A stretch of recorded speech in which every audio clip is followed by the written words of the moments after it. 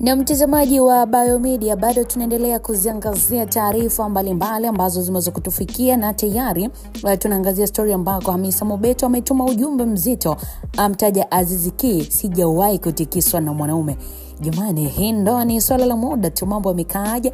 Basi endelea kuambatana na mimi official Rose D mpaka tamati, lakini pia nitakukumbusha kusubscribe, kushare, kulike, kucomment. Karibu. Bana, ni mwanamitindo lakini pia ni mjasiriamali. Mtu maarufu kabisa kutoka Tanzania, anafahamika kwa jina la Hamisa Mobeto. Yameweza kusema kwamba hajawahi kutikiswa kiukweli na mwanamke yeyote kiasi cha kukosa usingizi kwa kuhofia eti kuibiwa mwanaume wake. Hapana. Ameweza kuzungumza na waandishi wa habari, na Hamisa amesema siku zote mwanamke anatakiwa kujiamini, kuwa hakuna neno la kusikika ambalo litamtikisa au kumnyima usingizi. Katika nukuu yake ya kwanza, Hamisa anasema, "Wewe naye ushaanza na maswali yako, ila nikwambie tu maneno kuhusu kwenye uhusiano wangu kabla sijaingia kwenye ndoa haijawahi kuninyima usingizi kwa sababu ninajiamini." Yaani kiufupi, mimi ni mwanamke jasiri. Ameweza kujisemea maneno hayo Hamisa Mobeto, mrembo kweli kweli, akiwa na ujasiri mkubwa kabisa. Lakini pia amesema kwamba amewahi kuwa na uhusiano wa kimapenzi na msanii wa Bongo Flava ambaye ni Diamond Platnumz. Anasema uhusiano huu ulikuwa na heka za watu na kwenye mitandao ya kijamii na nje na mitandao, kuwafuatilia kila uchao, lakini pia hakukata tamaa wala kutikiswa na mtu yeyote.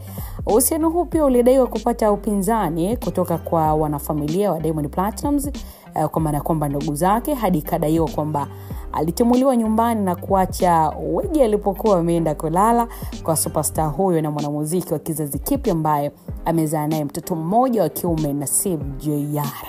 Huyo ni Hamisa Mobeto. Wakati anazungumza na waandishi wa habari, aliweza kuelezea namna ambavyo aliwahi kupitia ikaeka siku moja kwa Diamond Platnumz mpaka kufukuzwa au kuweza.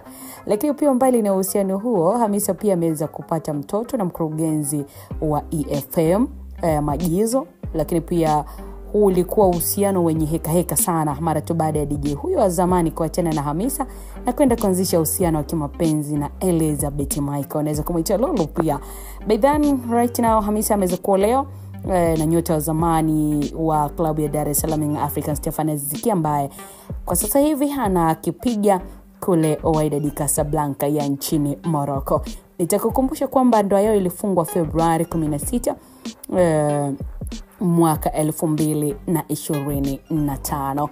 Lakini pia ni kapo ambayo inaendelea kufanya poa sana, ikiendelea kufuatiliwa na watu wengi kweli katika mitandao ya kijamii, na watu kuangazia kila uchao kwamba ipi hatima ya mahusiano haya. Kwa maana hiyo tunaona namna ambavyo Hamisa anatupa picha ya mwanamke jasiri ambaye hata maneno yakawa vipi mitandaoni ama kwa watu ambao wanawafuatilia nje ya mitandao hawezi kutikiswa na kuachana na mwanaume wake. Kapo tunayo, ndoa tunayo, na tunatamba nayo. Kama unaendelea kuipenda kapo na kuifuatilia, endelea kudondosha kopa jekundu hapo moja kwa moja kwa kuendelea kuwatakia heri katika ndoa yao. Jina langu ni official Rose D, mtazamaji, mpaka wakati mwingine.